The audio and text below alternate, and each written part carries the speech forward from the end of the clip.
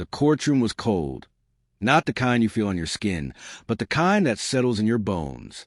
Cold in the sterile, suffocating silence where truth is dissected under oath and lies, no matter how carefully crafted, unravel like frayed thread under pressure. She walked in 10 minutes late, holding the baby like a golden ticket, wrapped in a pastel blanket. Soft, innocent, 7 months old. I did the math the second I saw him. I'd been gone for 11. Her eyes met mine, and for just a flicker of a second, I saw it, the hesitation.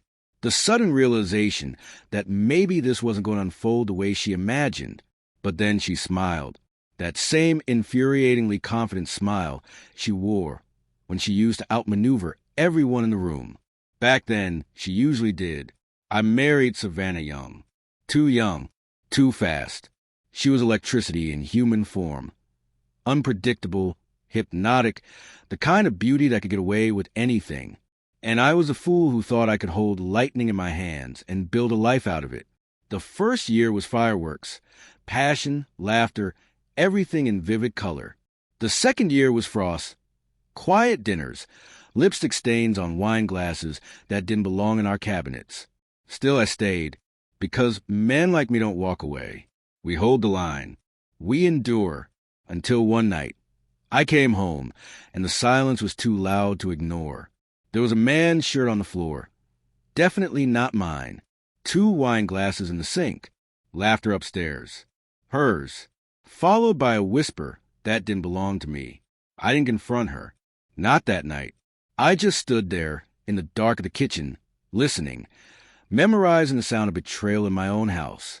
That was the night something in me fractured and something colder began to form. For the next 6 months, I played my part. The doting husband, the clueless, overworked man trying to keep his marriage afloat. While behind the curtain, I built my case, carefully, silently, hired a private investigator, pulled financial records, slipped old phones with voice recorders beneath the seat of her car, under the bathroom sink. She never noticed. She was too far gone to care. And what I found, she wasn't just cheating.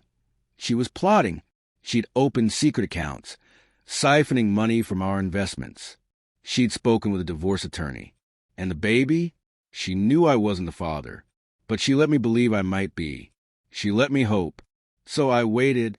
I let her think she was still in control, that I was broken, that I was blind. Then I filed. She didn't take it well. Tried to paint me as a villain, claimed abandonment, accused me of being cold, unstable, emotionally distant. She turned up the theatrics, teary Instagram posts, whisper half-truths to our mutual friends. And when the court date came, she brought her final act, arriving with that child in her arms, swaddled in soft colors and innocence, like a living prop. She looked smug, like she truly believed cradling that baby would sway the judge, make her seem more maternal, more deserving, more human. Then the judge looked at me and asked, "Mr. Callahan, do you recognize the child?" I stood, calm, unshaken. "No, Your Honor." I replied, "I've taken paternity test. I am not the father." The room didn't gasp, but Savannah did. I saw it. The wideness of her eyes, the tremor in her hands as the baby's weight shifted. Her lips parted, but no sound came. She hadn't seen this coming. She thought I'd be too proud to question it, too broken to check. I handed over the sealed envelope. Chain of custody intact, notarized, time-stamped. The judge scanned the contents, gave a short nod, then turned to her. "Mrs. Callahan, this child is irrelevant to this case. Presenting him without disclosing a lack of legal or biological connection is a serious misrepresentation. You may want to reconsider your counsel." She looked like she'd swallowed broken glass. I almost pitied her. Almost. But I wasn't finished. Everything, everything asterisk.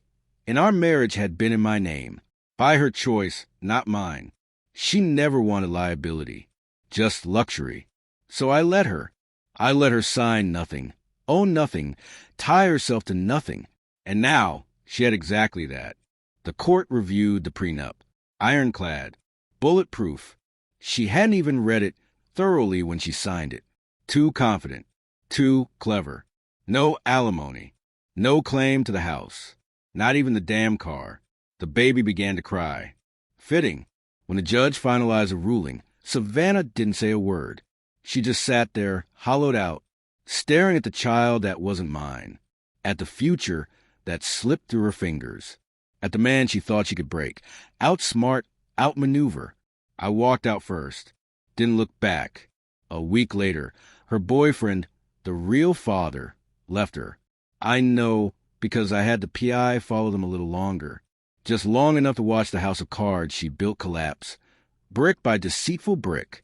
Now I sit in the quiet of a home she never truly lived in, sipping bourbon from a glass she never touched, watching the morning sun rise on a life that is finally, peacefully mine. I don't hate her. Not anymore. Hate is a leash. And I've cut mine. She made a mistake. A costly one. She thought a baby was a bargaining chip. She thought I was weak. She forgot. A man pushed far enough doesn't break. He sharpens. And when he strikes, he makes sure the wounds don't heal. She wanted to pay out. I gave her a lesson.